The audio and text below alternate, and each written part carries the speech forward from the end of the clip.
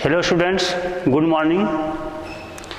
हमने पिछले कालखंड में संकरण के विभिन्न प्रकार के संकरणों के बारे में समझ रहे थे, जिसमें मुख्यतः sp, sp2, sp3, sp3d और sp3d2 संकरण तक समझ चुके हैं।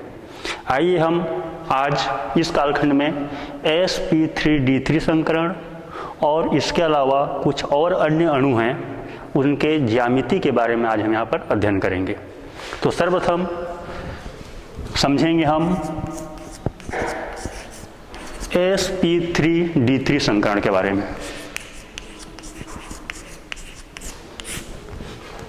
तो sp3d3 संकरण क्या है? पिछले टॉपिक में हम जिस प्रकार से अध्ययन कर रहे थे, परिभाषा ठीक उसी प्रकार से लगभग समान ऊर्जा वाले एक s 3p और 3d परमाणु कक्षक, ये सभी परमाणु कक्षक हैं।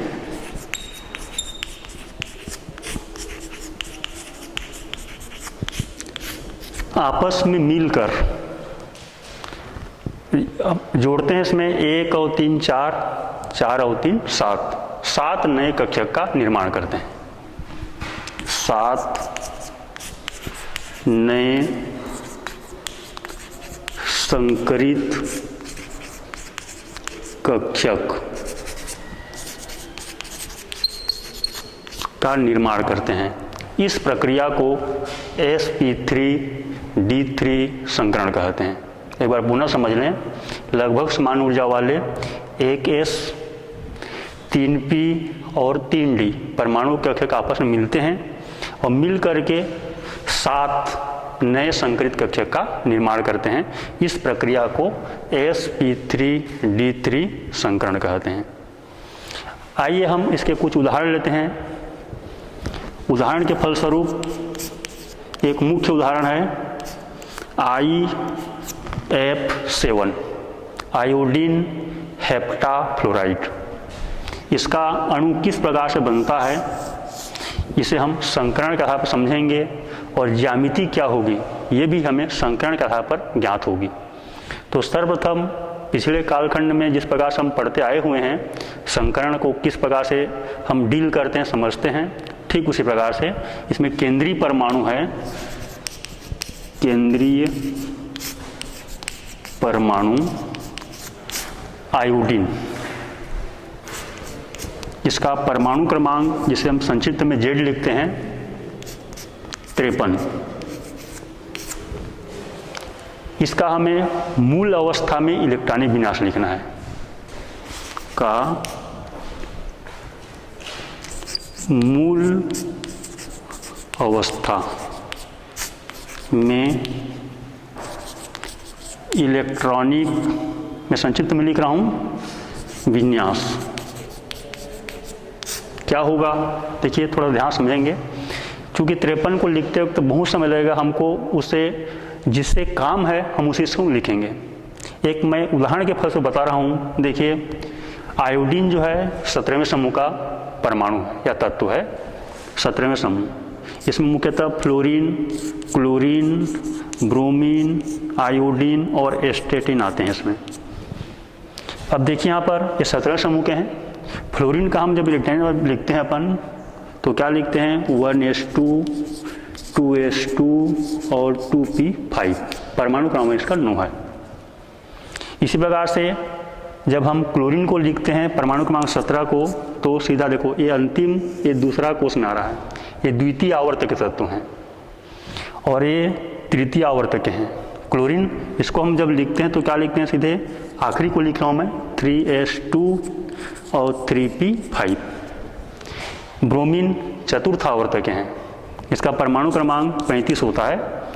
जब इसको हमको अंतिम इलेक्ट्रॉनिक विन्यास लिखना है तो आखिरी को लिख रहा हूँ मैं, 4s। देखो, s में 2 ही इलेक्ट्रॉन होते हैं इस वर्ग के जितने भी तत्व हैं, और p में 5, और ये चूंकि चतुर्थ आवर्त में इसलिए 4 होगा।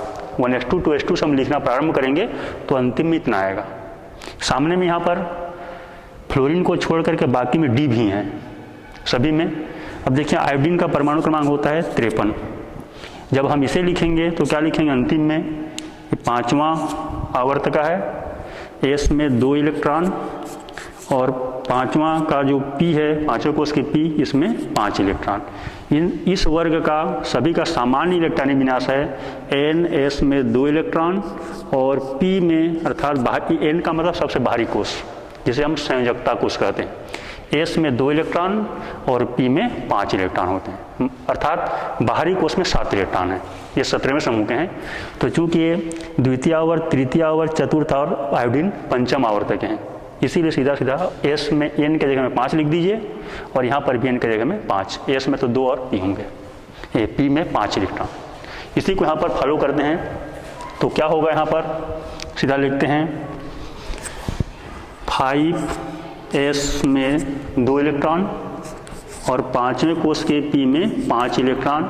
चूंकि यहाँ पर डी की भी जरूरत पड़ेगी, इसीलिए हम यहाँ पर खाली है, अभी रिक्त है, 5वां कोष में डी भी है लेकिन कोई इलेक्ट्रॉन नहीं है इसमें।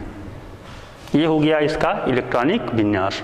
आखिरी, क्योंकि हम संकरण में ही पढ़ते हैं, केंद्रीय परमाणु के सबसे बाहरी कोष जिसे हम संयोजकता कोष कहते हैं, वही परमाणु कक्षक ही संकरण में भाग लेते हैं। इसलिए हमको सभी को लिखने की जरूरत नहीं है इसमें, या लिखेंगे भी तो भाग नहीं लेगा। ठीक है, तो यहाँ पर लिखते हैं इसमें, इसकी यहाँ पर सामान्य जो संकेत लिखते हैं एस, ये है पी, और यहाँ पर आगे लिख लेंगे अपन संकेत के रूप में डी, जिसे इस प्रकार से हम कक्षक, कितने कितने कक्षक उसको चित्र के द्वारा हम समझाते हैं। तो ये 5वां एस का है, ये 5वां पी का है और ये 5वां डी का है। एस में यहाँ पर 2 इलेक्ट्रॉन, पी में 5 इलेक्ट्रॉन, 1 2 3, ये 4 और ये हो गया 5। डी अभी रिक्त है, कोई इलेक्ट्रॉन इसमें नहीं है इसमें।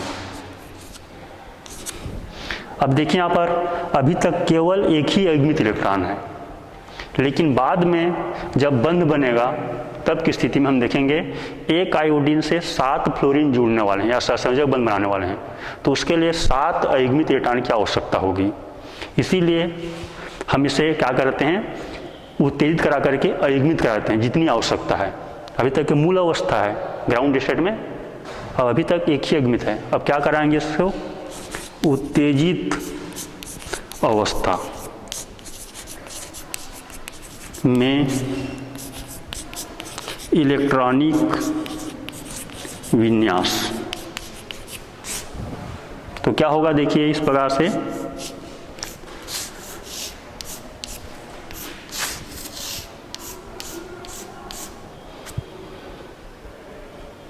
देख लीजिए थोड़ा सा, ये अभी तक यहाँ पर पी के आखिरी में हम जो देख रहे हैं इसमें 1 इलेक्ट्रॉन है। अब यहाँ से जैसे उत्तेजित का मतलब ऊर्जा दे रहे हैं, ऊर्जा दे करके जो निम्न ऊर्जा स्तर में उसको हम उच्च ऊर्जा स्तर में लाते हैं, इसका सीधा मतलब यही है इसमें। तो यहाँ पर जो युग्मित है आखिरी वाला, हम ऐसा समझ लें, ये भी डी में जाएगा, पी में, यहाँ पर दोनों में जो युग्मित हैं दोनों के दोनों कहाँ जाएंगे, डी में जाएगा। एस में भी जो युग्मित है उसमें से 1 इलेक्ट्रॉन कहाँ चला जाएगा, डी में चला जाएगा। तो एस में कितना बचेगा, आप यहाँ पर केवल 1, पी में यहाँ पर पहले वाले में 1 इलेक्ट्रॉन बचेंगे, दूसरे कक्षक में 1 इलेक्ट्रॉन बचेंगे, तो 1 2 और 3 इलेक्ट्रॉन डी में चले गए। 1 इलेक्ट्रॉन, ये दूसरा इलेक्ट्रॉन और एक तीसरा इलेक्ट्रॉन। अब देखिए इस कुल लगा करके 1 2 3 4 5 6 और ये 7 जो कक्षक हैं उसमें 1 इलेक्ट्रॉन है, तो 7 अयुग्मित इलेक्ट्रॉन बन गए। जितनी आवश्यकता होगा उतना करेंगे। यदि दूसरे प्रकार कोई एग्जाम्पल आते हैं तो जिसमें 4 की अयुग्मित की आवश्यकता पड़ेगा तो 4 करेंगे, 5 आवश्यकता होगा तो 5 करेंगे। जितनी की आवश्यकता होगा हमको देखना पड़ेगा कि अणु हम जो लिख रहे हैं उसमें कितने सहसंयोजक बंध बनने जा रहे हैं। अब इस प्रकार से ये हो गया उत्तेजित अवस्था। आगे का जो स्टेप होता है वह होता है, ये संकरण के लिए नहीं है, ये बाद में बंध बनेगा उसके लिए है। ठीक है, आगे कौन सा प्रक्रिया होगा यहाँ पर, संकरण अवस्था। संकरण अवस्था में क्या करेंगे, जिसमें जितने जितने इलेक्ट्रॉन है पुनः इसको देख देख के लिख लें। एस में 1 इलेक्ट्रॉन है, पी के तीनों कक्षक में 1 इलेक्ट्रॉन है, डी के, यहाँ पर डी की चर्चा कर रहे हैं इस प्रकार से, तो 3 कक्षक में एक एक इलेक्ट्रॉन है, तीनों एक। अब इस प्रकार से क्या करेंगे, यहाँ पर चूंकि 7 बंध सहसंयोजक बंध बनने जा रहे हैं, इसीलिए 7 कक्षक आपस में मिलेंगे। तो पहला S से स्टार्ट होगा, फिर 3P और फिर 3D। इस प्रकार से इसको हम डॉटेड लाइन या टूटी हुई रेखा के द्वारा इसको संकेत दर्शाया जाता है। और इस प्रकार से एक S, तीनों P और 3D कक्षक आपस संकरित हो रहे हैं और 7 नए संकरित कक्षक का निर्माण करते हैं। नीचे में लिख लें यहाँ पर sp3d3 संकरण, साफ साफ लिख लें, संकरण का नाम नीचे में ही लिख लें। एक S कक्षक, तीनों P कक्षक और 3D कक्षक संकरित हो रहे हैं और 7 नए संकरित कक्षक का निर्माण करेंगे। यही है sp3d3 संकरण। आगे का जो स्टेप है, संकरित हो जाने के बाद कौन संकरित हुआ, केंद्रीय परमाणु। कौन है यहाँ पर, आयोडीन। संकरण के पश्चात जितने संकरित कक्षक बनेंगे उसी से अब आगे यहाँ पर अतिव्यापन होगा, जो साइड में लिखा हुआ है। साइड में परमाणु कौन है यहाँ पर, फ्लोरीन। ये 7 फ्लोरीन है और इस प्रकार से 7 फ्लोरीन इस संकरित कक्षक के साथ में क्या करेंगे, अब अतिव्यापन करेंगे। अभी तक बंध नहीं बना था। संकरण में ध्यान समझेंगे, संकरण में बंध नहीं बनता, केवल परमाणु के कक्षक मिलते हैं और उतने ही संख्या में नए संकरित कक्षक का निर्माण करते हैं, जिनकी ऊर्जा भी लगभग समान होती है। अब आगे इसको अगला स्टेप में यहाँ पर लिख लेंगे। इसी का आगे का प्रक्रम है, इसको यहाँ पर लिख रहा हूँ मैं। इसे कहते हैं हम अतिव्यापन अवस्था। अतिव्यापन अवस्था, जिसे हम अंग्रेजी में ओवरलैपिंग स्टेज कहते हैं। अतिव्यापन अवस्था में क्या करेंगे, जिस कक्षक में संकरण में भाग लिए हैं उसको पुनः देख कर लिख लें, जिसमें जितने इलेक्ट्रॉन हैं। तो इस प्रकार से S में 1 इलेक्ट्रॉन था, P के तीनों में कक्षकों में 1 इलेक्ट्रॉन है और D के 5 में से 3 कक्षक में 1 इलेक्ट्रॉन है। देख के लिखें, जो ऊपर हम लिखे हैं संकरण अवस्था 1, 2 और 3। अब क्या करेंगे, एक फ्लोरीन, एक बंध, ये फ्लोरीन का है, इसको ऊपर टूटी हुई रेखा के द्वारा व्यक्त करते हैं। इससे हम चित्र को देखकर समझ सकते हैं कि एक बंध बनाया हुआ है। ये कौन है यहाँ पर, फ्लोरीन। जरा गौर करें, इलेक्ट्रॉनिक विन्यास जब लिखेंगे फ्लोरीन का तो आखिरी में 2pz में 1 इलेक्ट्रॉन होते हैं और जो अयुग्मित इलेक्ट्रॉन युक्त कक्षक होते हैं वही अतिव्यापन में भाग लेते हैं, क्योंकि अतिव्यापन के लिए जरूरी है, उसमें अयुग्मित इलेक्ट्रॉन होना जरूरी है। अब हो रहा है बंध का निर्माण। अभी तक तो संकरण हुआ है, अब क्या बन रहा है, बंध बन रहा है इसमें। अब कौन सा बंध बनाया गया, यहाँ पर है सिग्मा। क्यों सिग्मा बनाएगा, क्योंकि यहाँ पर जो कक्षक भाग लिए हैं, जितने कक्षक भाग लिए हैं उसमें अयुग्मित इलेक्ट्रॉन है। तो संकरण में भाग लिया है और अयुग्मित इलेक्ट्रॉन है तो क्या बनेगा, वो सिग्मा बंध बनेगा। और मान लो अयुग्मित इलेक्ट्रॉन तो है, मान लीजिए, लेकिन संकरण में भाग नहीं लिया है तो बनाएगा पाई बंध। ठीक है, तो जितने भी यहाँ पर कक्षक हैं सभी के सभी हम जितना भी दर्शाएं पूरे के पूरे संकरण भाग लिए हैं और उसमें अयुग्मित इलेक्ट्रॉन है, इसलिए क्या बना रहा है, वो सिग्मा बंध बनाएगा। तो पहला, उसी प्रकार से दूसरा फ्लोरीन, जिसके सभी के 2pz में 1 इलेक्ट्रॉन है, ये भी कौन सा बंध बनाएगा, ये सिग्मा। इसी को हम ऐसा डॉटेड लाइन के द्वारा व्यक्त करते हैं ताकि हमको देखने समझ आ जाएगा कि ये बंध बनाया है इसमें।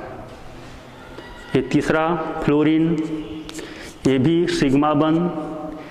चौथा फ्लोरीन, ये भी सिग्मा बंध। 5वां फ्लोरीन, ये सभी आयोडीन के साथ में बंध बना रहे हैं, सिग्मा बंध हो गया। 6वां फ्लोरीन, ये भी सिग्मा बंध बना रहा है। और जो 7वां फ्लोरीन है ये भी आयोडीन के साथ में क्या कर रहा है, वो अतिव्यापन में भाग ले रहा है और सिग्मा बंध का निर्माण कर रहा है। इस प्रकार से एक आयोडीन से 7 फ्लोरीन यहाँ पर जुड़ गए इसमें और इस प्रकार से एक अणु का निर्माण हो गया। तो जितने भी बंध बने सभी क्या है, सहसंयोजक बंध है इसमें। अभी हम जो उदाहरण लिए इसमें आगे चलें, अपन एक बार पुनः समझ लें। केंद्रीय, सर्वप्रथम हमको क्या लिखना है, केंद्रीय पर जो परमाणु होंगे उसका परमाणु क्रमांक लिखना है, नाम लिखना है और इलेक्ट्रॉनिक विन्यास। उसके बाद देखते हैं उसमें जितने अयुग्मित इलेक्ट्रॉन हैं क्या पर्याप्त है या नहीं है, जितना साइड वाले से बंध बनाना है। यदि नहीं है अभिमित इलेक्ट्रॉन उतना तो क्या करेंगे, उत्तेजित कराएंगे, और है मान लीजिए तो हमको उत्तेजित कराने की जरूरत नहीं है, ये स्टेप नहीं आएगा उसमें। ठीक है, और चूंकि अभी के उदाहरण में यहाँ पर नहीं था इसलिए हम क्या कराए, इसको उत्तेजित करा लिए। अब जितने अभिमित चाहिए उतना हम बना लेंगे। फिर आगे कौन सा अवस्था आएगा, संकरण अवस्था।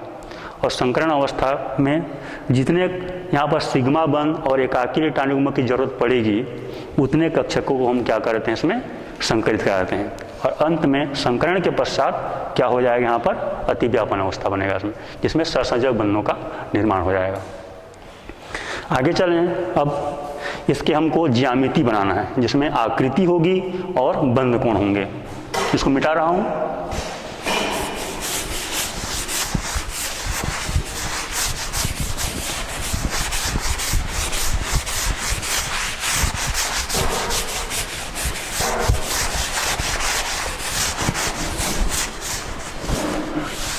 देखिए इस प्रकार से यहाँ पर कैसे इसकी आकृति बन रही है, इसको सरल रूप से समझने का प्रयास करेंगे। केंद्रीय परमाणु कौन है, आयोडीन।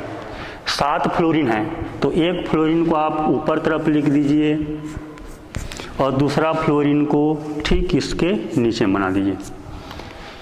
sp3d संकरण से जब भी प्रारंभ होते हैं तो इसी प्रकार से सामान्यतः जितने सहसंयोजक बंध बनते हैं ऐसे ही बनाए जाते हैं इसमें। तो इस प्रकार से एक कितना बच गया बताइए, अब यहाँ पर 5 बच गया। 5 है तो 5 कोने में रहेंगे। ठीक है, मान लो 3 ठो बचते तो 3 ठो कोने में रहते, 5 बचा है, 5 कोना बनाइए। सामान्य चित्र में 5 कोना हम ऐसा बनाते हैं, देखिए सरल शब्दों में इस प्रकार से चित्रों में समझ सकते हैं। तो ऐसा स्ट्रक्चर इसमें भी है, इसी को हम थोड़ा सा इसमें लिखते हैं इस प्रकार से।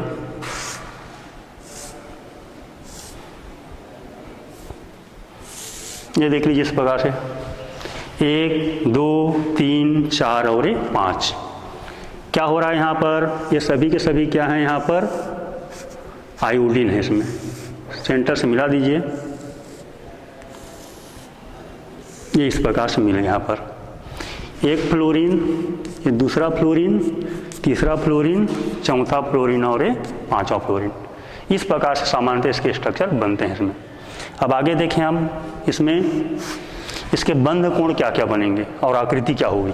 तो आकृति में क्या होगा, एक तो देखिए ये 5 कोण बन रहे हैं अलग से, इसके लिए यहाँ पर नाम होता है, इसका आकृति लिख रहा हूं मैं यहाँ पर, आकृति पंचकोणीय। अंग्रेजी में हम इसे कहते हैं पेंटागोनल। 5 कोण इसमें बन रहे हैं। और साथ ही साथ और देखिए यहाँ पर ये जो फ्लोरीन है इसके साथ ऐसा देखेंगे अपन संरचना, तो एक तो अलग से पिरामिड जैसा बनेगा। यहाँ पर दर्शाया नहीं गया इसको। और नीचे तरफ यहाँ पर जो इस प्रकार से बनेंगे ये अलग से एक पिरामिड बनेगा। कितने पिरामिड बनेंगे, 2 पिरामिड। यहाँ पर आगे शब्द में है पंचकोणीय और क्या शब्द होंगे, द्विपिरामिडीय।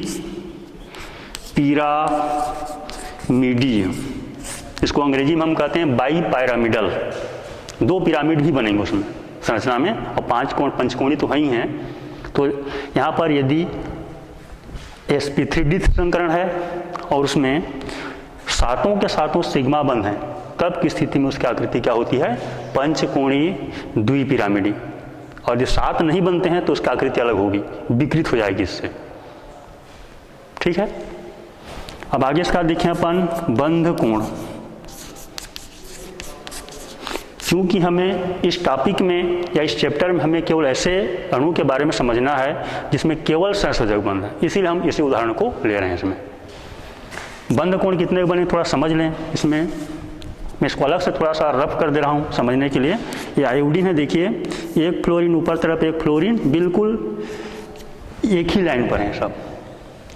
यदि यहाँ पर टोटल अपन देखेंगे तो कितना होगा, ये 180 अंश कोण, लेकिन यहाँ पर टोटल नहीं है, बीच में यहाँ पर और अलग हो गए हैं इसमें, इसलिए समझ इस प्रकार से अलग से बंध बन गए बीचों बीच से।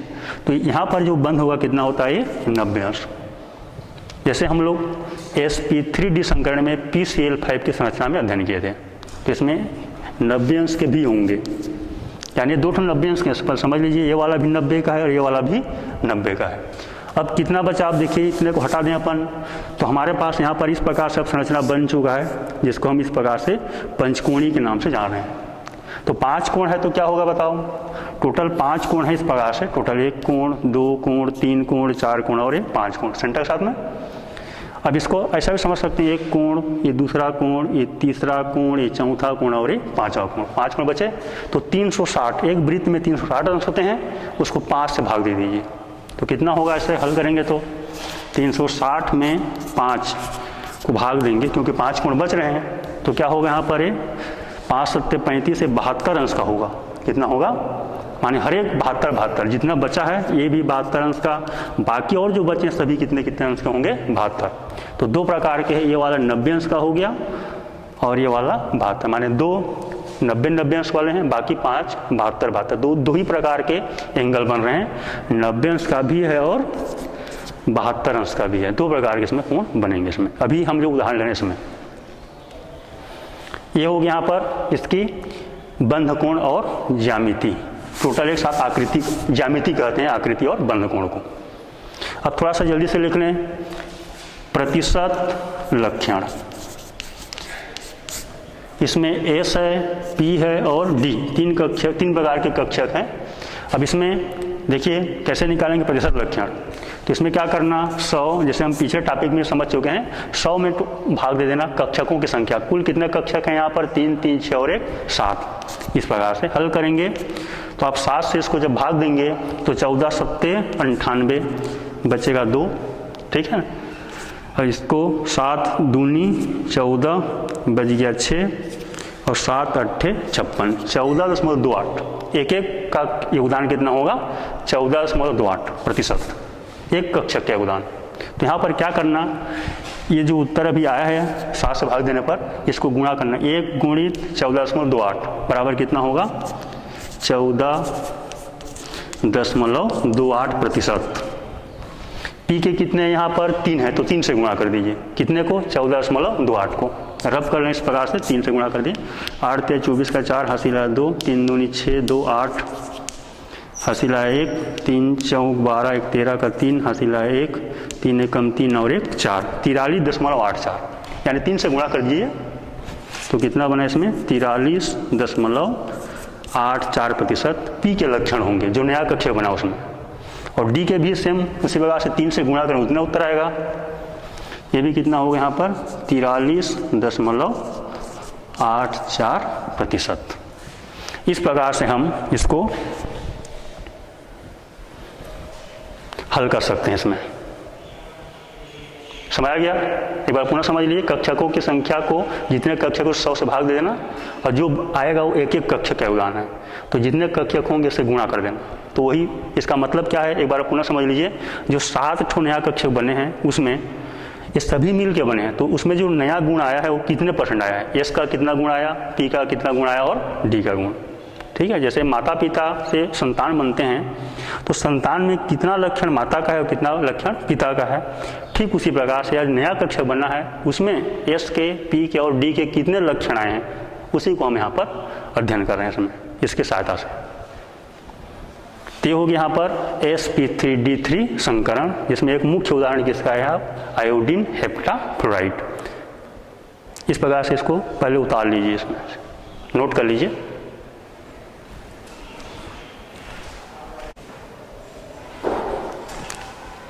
आइए थोड़ा सा इसमें मिस्टेक हो गया है, ये तो गुणा करें, देखिए इधर 3 अट्ठे 24 का 4 हासिल है 2, 3 दूनी 6, 2 8, ये पूरा चला गया, शेष पर 0 हो चुका है और 3 चौक 12 का 2 हो जाएगा, यहाँ पर हासिल आया 1, 3 एकम 3 और 1 4, 42.84 होगा। इसको थोड़ा सुधार लीजिए, ये 42.84 हो जाएगा।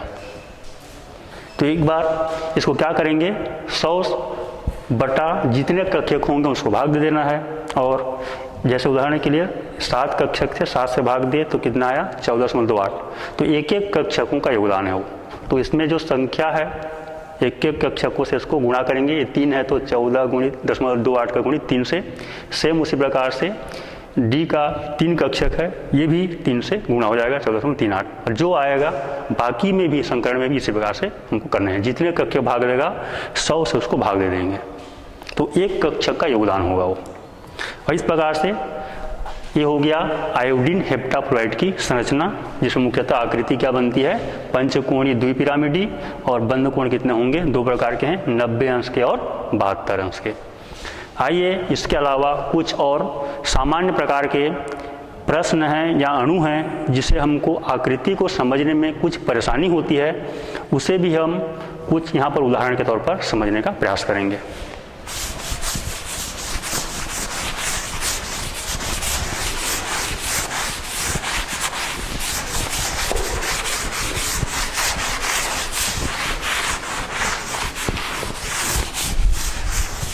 देखिए कुछ सवाल हैं इसमें, जैसे सवाल को लिख लेंगे, BCl3 जिसे हम कहते हैं बोरान ट्राइक्लोराइड, इसका बंध कोण होता है, बंध कोण 120 अंश का होता है। और आकृति की बात करें इसमें, आकृति,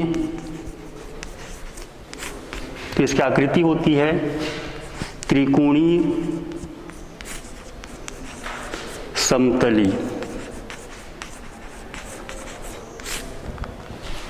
एक बार पुनः समझ लें, बोरान ट्राइक्लोराइड BCl3 अणु का बंध कोण कितना होता है, 120 अंश होता है, और आकृति क्या होती है, त्रिकोणीय समतली। जबकि NCl3 नाइट्रोजन ट्राइक्लोराइड की आकृति, मुख्यतः आकृति संबंधित है, इसकी आकृति पिरामिडी होती है।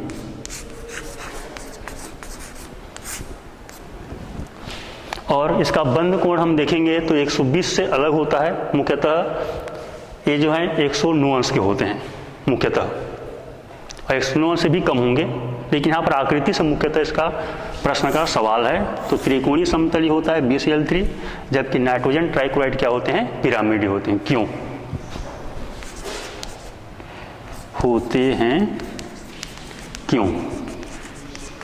तो इसका, इस सवाल का जो जवाब होगा वह संकरण के आधार पर दिया जाएगा मुख्यतः, क्योंकि अणु की जो ज्यामिति होती है वह संकरण के आधार पर मुख्यतः निर्भर करती है।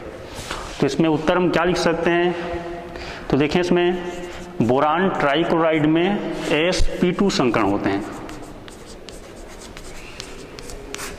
और जब sp2 संकरण हो रहा है, और एक बार पुनः समझ लें इसमें, ये जो बोरान है इस प्रकार से 3 क्लोरीन के द्वारा घिरा हुआ है। बोरान 13वें समूह का है, बाहरी कोश में 3 इलेक्ट्रॉन है, तीनों के तीनों इलेक्ट्रॉन सहसंयोजक बंध बनाने में भाग ले चुके हैं। और इसमें अपन देखेंगे तीनों बंध कौन सा होंगे, यहाँ पर सिग्मा है, तो ये 3 सिग्मा हो गए, और यहाँ पर सिग्मा बंध है, और एकाकी इलेक्ट्रॉन मुझे संक्षिप्त में हम लिखते हैं LPE, loan pair of electron. इसको शुद्ध हिंदी में क्या कहते हैं हम, एकाकी इलेक्ट्रॉन युग्म कहते हैं। इसकी संख्या पर कोई भी एक जोड़ी यहाँ पर बचा नहीं अलग से, इसीलिए कितना होगा बतावे, 0 हो गए। तो क्या होगा, इन दोनों को जोड़ना है अपन को मुख्यतः। एकाकी इलेक्ट्रॉन की संख्या 2 ठो इलेक्ट्रॉन माने एक जोड़ी है, एक जोड़ी माने एक ठो लिखना है, 2 जोड़ी बचेंगे तो 2 लिखना है, 3 जोड़ी बचेगा केंद्रीय परमाणु में। किसमें, केंद्रीय परमाणु, यहाँ पर केंद्र में कार्बन बोरान है। तो यहाँ पर कितना हुआ योग बताइए, 3 और 0 3, इस प्रकार से। तो जब sp2 संकरण है और 3 सहसंयोजक बंध बन रहे हैं, तब की स्थिति में उसका बंध कोण क्या होगा, 120 अंश का ही होगा। ये टोटल 120 अंश का होता है, और आकृति क्या बनती है, इसको ऐसे मिलाएंगे इस प्रकार से समझने के लिए, तो हमको इस प्रकार से रचना मिलेगा, इसका त्रिकोणीय समतली बनेगा। तो ये समझ लीजिए, यहाँ पर sp2 संकरण है और केंद्रीय परमाणु में कोई भी एकाकी इलेक्ट्रॉन नहीं है, और 3 सहसंयोजक बंध हैं, तब की स्थिति में क्या होते हैं, उसकी आकृति त्रिकोणीय समतली होगा, और बंध कोण कितना बनेगा, 120 अंश का बनेगा। इसीलिए BCl3 की आकृति क्या होती है, त्रिकोणीय समतली, और बंध कोण 120 अंश का होगा। उसी प्रकार से हम थोड़ा समझें इसमें दूसरा एक उदाहरण देखिए, यहाँ पर दोनों में क्लोरीन या क्लोराइड की संख्या समान है, तो हमको ऐसे बाहर से पढ़ने से ऐसा लग रहा है जैसे कि उसकी दोनों की आकृति समान होनी चाहिए, लेकिन ऐसा नहीं है। तो देखिए यहाँ पर नाइट्रोजन ट्राइक्लोराइड की चर्चा करें हम, इसमें केंद्रीय परमाणु कौन है, यहाँ पर नाइट्रोजन, और नाइट्रोजन के बाहरी कोश में सब जानते हैं, हम अध्ययन कर चुके हैं, 5 इलेक्ट्रॉन होते हैं। तो इसमें 3 क्लोरीन इस प्रकार से 3 बंध बना चुके हैं, 1 2 और 3, मैं संक्षिप्त रूप से समझा रहा हूँ। और एक जोड़ी एकाकी कीटाणु बचा हुआ है इस प्रकार से, चाहे इसको समझने के लिए तो एक कक्षक है जिसमें एक जोड़ी एकाकी कीटाणु है, ये बचा हुआ है इसमें। ठीक है, तो संकरण कौन सा होगा, तो क्या करते हैं संकरण जानने के लिए इसी प्रकार से सिग्मा बंधों की संख्या को जोड़ दीजिए और एकाकी कीटाणु केंद्रीय परमाणु का, ठीक है ना। तो कितने सिग्मा यहाँ पर 3 सिग्मा और एकाकी कीटाणु, इसको 2 नहीं लिखना है, क्या लिखना है 1 लिखना है, एक जोड़ी बचा है, एक लोन पेयर ऑफ इलेक्ट्रॉन। तो कितना होगा यहाँ पर जोड़ेंगे 3 और 1 4, 4 का मतलब 4 कक्षक संकरण भाग ले रहे हैं, जिसमें से एक होगा S और बाकी 3 क्या होंगे P होंगे। तो संकरण कौन सा हो रहा है इसमें sp3 संकरण। और sp3 संकरण के कारण से हम देखेंगे इसमें, जैसे मीथेन का हम समझ चुके हैं, मीथेन का sp3 संकरण होता है लेकिन 4 सिग्मा बंध बनते हैं और उसकी आकृति क्या होती है चतुष्फल की होती है, बंध कोण 109.28 अंश होता है। लेकिन यहाँ पर देखिए आकृति कैसे जानेंगे थोड़ा समझें, केवल परमाणुओं के मध्य में देखी जाती है आकृति, ठीक है ना। तो ये नाइट्रोजन, ये क्लोरीन बोल रहा हूँ मैं इसको, तो इन्हीं के मध्य में, तो यहाँ पर आकृति क्या होगी, जैसे यहाँ पर हम थोड़ा सा गौर करें हम इस प्रकार से, ऐसा यहाँ पर नाइट्रोजन है, मैं केवल क्लोरीन और नाइट्रोजन के बीच की बात कर रहा हूँ, इस प्रकार से ऐसा हो गया। इसको आप ऐसे मिलाएंगे तो इस प्रकार से ऐसी आकृति बनेगी इसमें, ठीक है। ये आकृति क्या कहलाती है, ये नाइट्रोजन है यहाँ पर, ये पिरामिड की आकृति क्या बन रही है, पिरामिड की आकृति बन रही है, जैसे अमोनिया का होता है ठीक उसी प्रकार से। इसीलिए यहाँ पर अर्थात इसका हम जवाब चाहें तो क्या हो सकता है इसका, चूँकि इसमें संकरण कौन सा हो रहा है sp3 संकरण हो रहा है और उसमें साथ ही साथ केंद्रीय परमाणु में एकाकी इलेक्ट्रॉन भी मौजूद है, इसलिए इसका जो आकृति होता है कैसा हो जाता है पिरामिडी हो जाता है इसमें, ठीक है। ये हो गया पिरामिडी आकृति। जबकि हमको यहाँ पर BCl3 जैसे 1 बोरान 3 क्लोरीन, यहाँ पर भी लग रहा है नाइट्रोजन और 3 क्लोरीन तो समान होगा ऐसा लग रहा है, लेकिन ऐसा नहीं, क्योंकि दोनों में संकरण क्या हो रहा है अलग अलग हो रहा है इसमें। ये हो गया यहाँ पर, तो यहाँ पर समझ लें और sp3 संकरण है और एक जोड़ी एकाकी कीटाणु मौजूद है केंद्रीय परमाणु में, तब की स्थिति में उसकी आकृति क्या बनेगी, मुख्यतः पिरामिडी बनेगी। और ऐसे अधिकांशतः इसमें यहाँ पर भी देखेंगे तो बंध कोण 107 अंश का बनेगा, इसमें कितना बनेगा 107 अंश। कैसे बनता है थोड़ा समझ लें इसको। NCl3 की हम चर्चा कर रहे हैं, sp3 संकरण में मुख्यतः जब 4 सिग्मा बनते हैं तो कितना होता है उसका बंध कोण 109.28 अंश का बनता है, इसी को हम 109 अंश 28 मिनट कहते हैं। sp3 संकरण की चर्चा कर रहे हैं NCl3 का। तो यहाँ पर यदि केंद्रीय परमाणु में एक जोड़ी एकाकी कीटाणु मौजूद रहेगा तो लगभग 2.5 अंश कम हो जाते हैं, लगभग 2.5 अंश। तो एक जोड़ी है इसीलिए यहाँ पर लगभग 2.5 अंश कम कर दीजिए, 2.5 अंश कम कर दीजिए, तो आप पाएंगे इसमें लगभग हमको कितना मिलेगा 107 अंश में, लगभग है, एग्जैक्ट नहीं है, ठीक है। इसीलिए अमोनिया के समान इसकी आकृति पिरामिडी भी होती है और बंध कोण कितने होते हैं 107 अंश का होगा इसमें। 2 जोड़ी होंगे तो 5 अंश कम कर देंगे इसमें।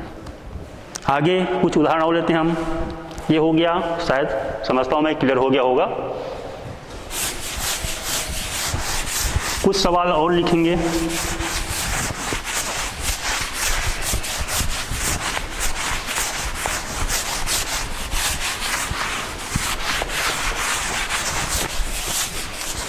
एक चलते हैं हम, इसमें सवाल लिख लीजिए।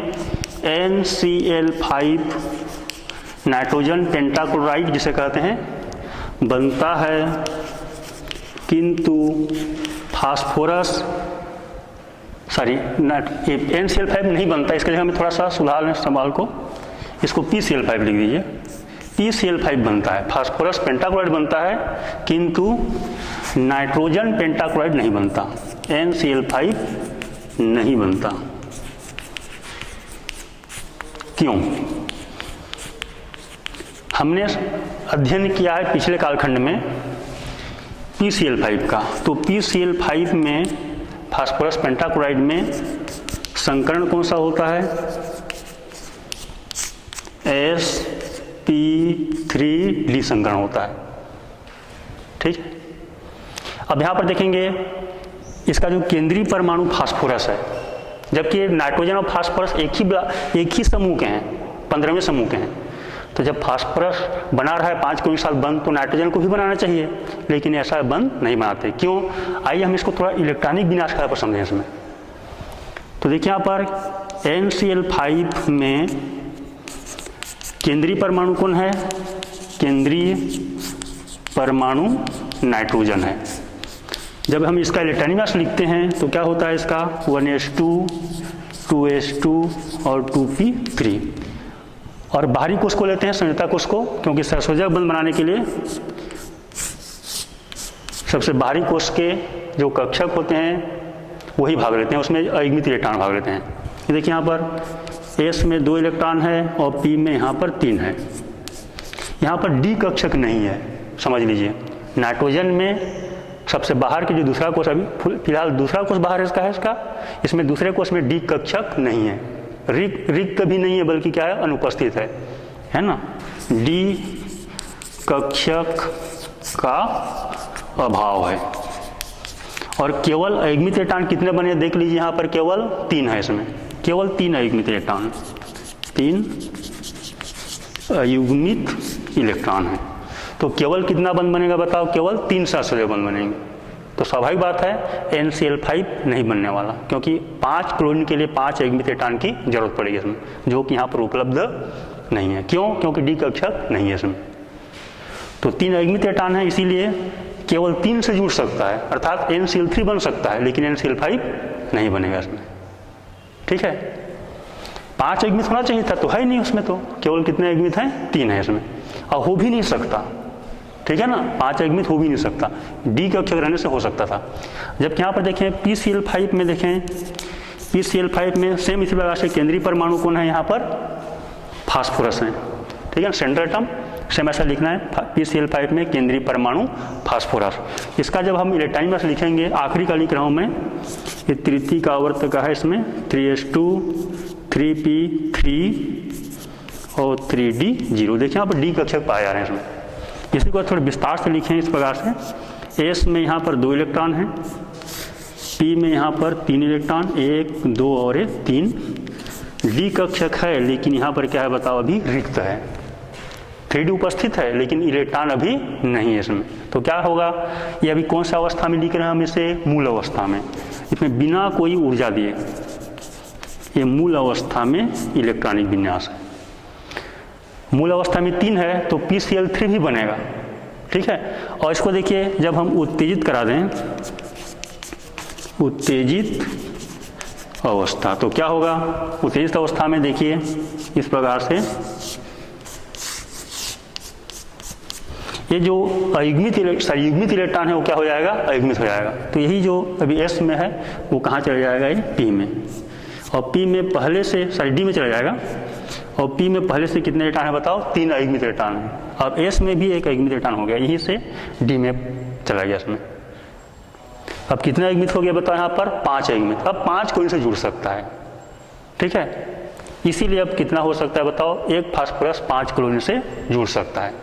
तो इसमें 5 अयुग्मित इलेक्ट्रॉन हैं, 5 अयुग्मित इलेक्ट्रॉन हैं, इसीलिए एक फास्फोरस 5 क्लोरीन से जुड़ करके PCl5 बन जाएगा इसमें, या बनता है। जबकि नाइट्रोजन में केवल कितने अयुग्मित इलेक्ट्रॉन हैं? 3 अयुग्मित, और D कक्षक इसमें अभाव है, रिक्त इसमें एब्सेंट है, पूरा रिक्त नहीं है। क्या है? अभाव है ही नहीं। जबकि फास्फोरस में देखिए 3D है, लेकिन कोई इलेक्ट्रॉन नहीं है, इसे हम कहते हैं रिक्त कक्षक है। 3D कक्षक, D कक्षक रिक्त है। तो हम इसको ऊर्जा दे करके ये जो युग्मित है S में, इसको हम क्या करा सकते हैं? अयुग्मित करा सकते हैं, और ऐसे 5 अयुग्मित बनते हैं। इसीलिए एक फास्फोरस 5 क्लोरीन से जुड़ करके क्या बनाएगा? PCl5 बनाएगा। अब मूलतः देखें, इसमें 3 अयुग्मित इलेक्ट्रॉन है, तो PCl3 भी बनेगा। जबकि नाइट्रोजन में केवल क्या बनेगा? एक नाइट्रोजन केवल 3 क्लोरीन से ही जुड़ सकता है, क्योंकि 3 अयुग्मित इलेक्ट्रॉन है इसमें। ये होगी यहाँ पर, हमको लग रहा है कि समान, क्योंकि फास्फोरस नाइट्रोजन एक ही परिवार के हैं, 15वें समूह के हैं, तो एक जब 5 क्लोरीन से जुड़ सकता है, इसको हम हैलाइड भी बोल सकते हैं। नाइट्रोजन पेंटाहैलाइड नहीं बनाता, जबकि फास्फोरस पेंटाहैलाइड बनाते हैं। क्यों? तो कारण भी इसी को हमको समझना है। आगे चलें कुछ अणु को लेकर के जो इससे हट करके हैं।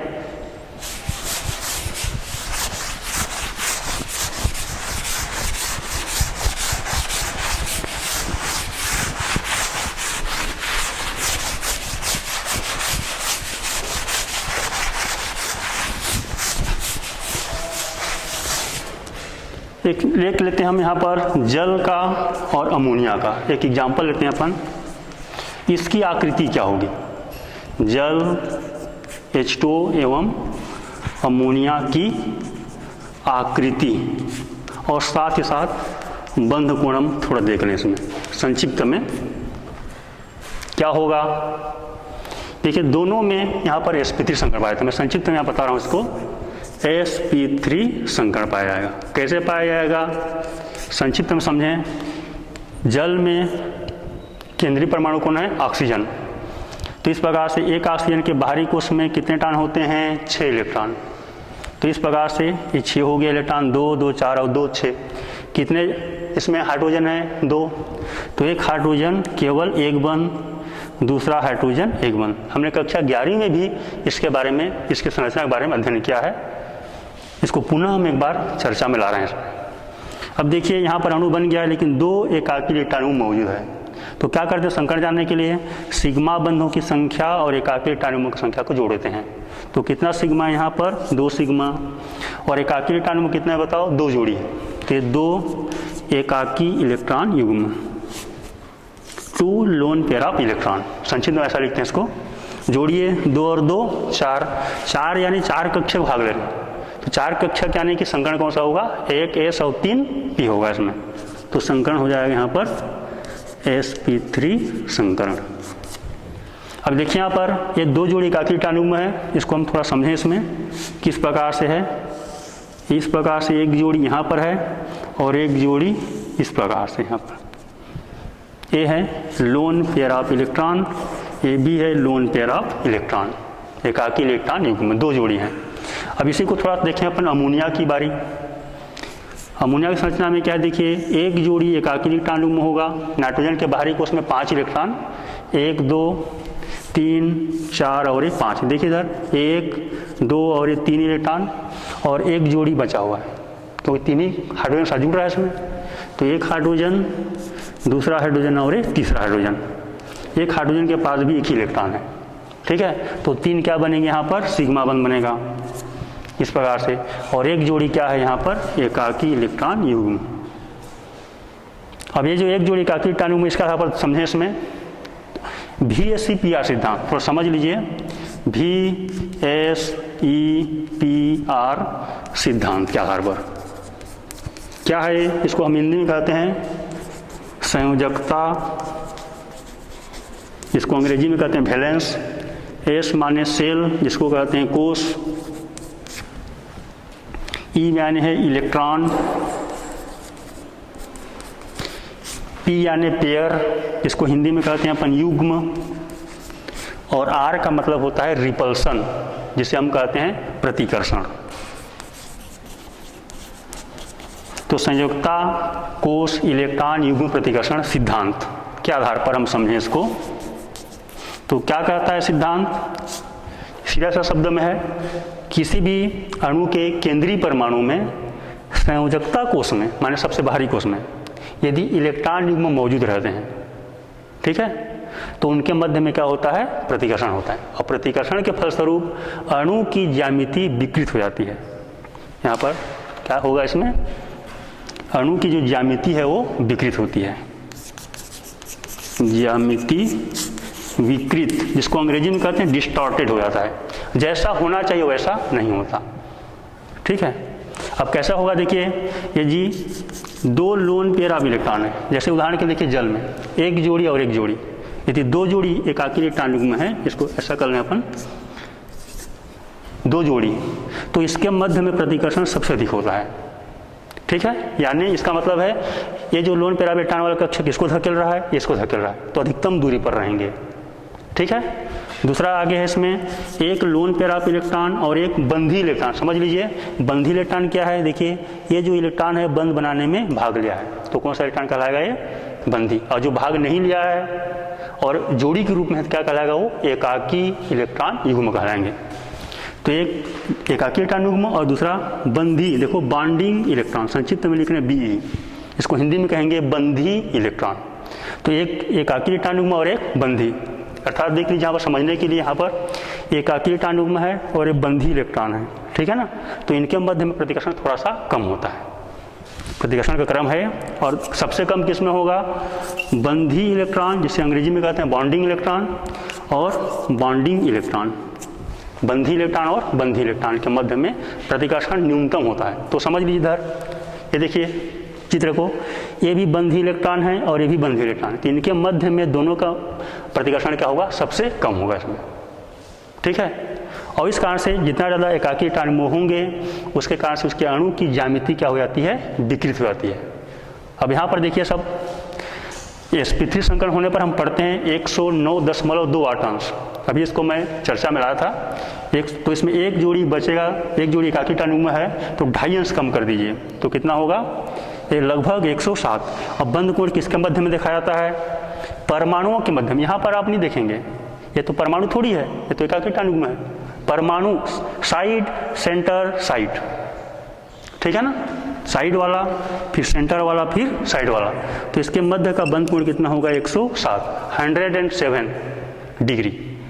यहाँ पर भी सेम ऐसा है 107 अंश, ठीक है। और आकृति क्या होगी बताओ यहाँ पर? इसका पिरामिडी, ये अमोनिया की आकृति होगी। तो अमोनिया की आकृति, अमोनिया की चर्चा कर रहे हैं हम, तो अमोनिया की आकृति क्या होगी बताओ? पिरामिडी है और बंद कोण कितना होता है? 107 अंश। क्यों होता है? VSC PR सिद्धांत है पर। इसमें देखिए दो जोड़ी है, तो ये इसको धकेल रहा है, ये इसको धकेल रहा है, प्रतिकर्षण कर रहा है, और ये एकाकी है और ये बंधी है, तो ये इसको धकेल रहा है, ये इसको धकेल रहा है, आपस में धकेल रहे हैं, लेकिन कम धकेलेगा। इसमें ज़्यादा होगा, इसमें कम। ये इधर से धकेल रहा है, ये इसको धकेल रहा है, प्रतिकर्षण, लेकिन इसमें थोड़ा सा कम। अब इनके मध्य बंधी है, भी बंधी है, तो थोड़ा सा और कम हो जाएगा, ठीक है ना। तो कितना होगा? 109.2 अंश होना चाहिए sp3 में, लेकिन दो जोड़ी है तो लगभग कितना अंश का कम होगा? यहाँ पर 5 अंश का, लगभग 5 अंश कम कर दीजिए। एक में 2.5 अंश एक जोड़ी में, तो दो जोड़ी में लगभग 5 अंश, तो आपको मिलेगा लगभग 104.5 अंश, लगभग है। तो देखिए ये भी यहाँ पर फिर बंद कोण नहीं बनाएंगे आप, क्योंकि एकाकी इलेक्ट्रॉनिक में है। साइड, सेंटर, साइड, या साइड, सेंटर, साइड, तो यहाँ पर कितना होगा? 104.5 अंश, ठीक है। इसीलिए, और आकृति क्या होगी बताओ? देखिए यहाँ पर आकृति ऐसा हो रहा है, यहाँ पर हाइड्रोजन, ऑक्सीजन और हाइड्रोजन, तो आकृति लगभग भी अंग्रेजी के भी आकृति के जैसा, या कोणी भी लिख सकते हैं, जैसे कोण लिखते हैं ना अपन, ऐसा कोण बना देते हैं, कोण ABC लिखते हैं ऐसा। उसी प्रकार से यहाँ पर एक कोणी हो सकता है, इसे क्या बोल सकते हैं अपन? भी आकृति का। तो ये होगी यहाँ पर भी आकृति की बनेगी इसका शेप। और बंद कोण कितना हो गया बताओ? बंद कोण इसमें 104.5 अंश का, ये लगभग है, इस प्रकार से आकृति बनती है। तो आज हमने इस कालखंड के अंतर्गत sp3d3 संकरण और कुछ अणुओं के ज्यामिति कैसे होनी चाहिए और क्यों ऐसा हो रहा है अलग प्रकार के, इसके बारे में हम यहाँ पर अध्ययन किए। अब हम अगले कालखंड में और आगे चर्चा में लेंगे। धन्यवाद।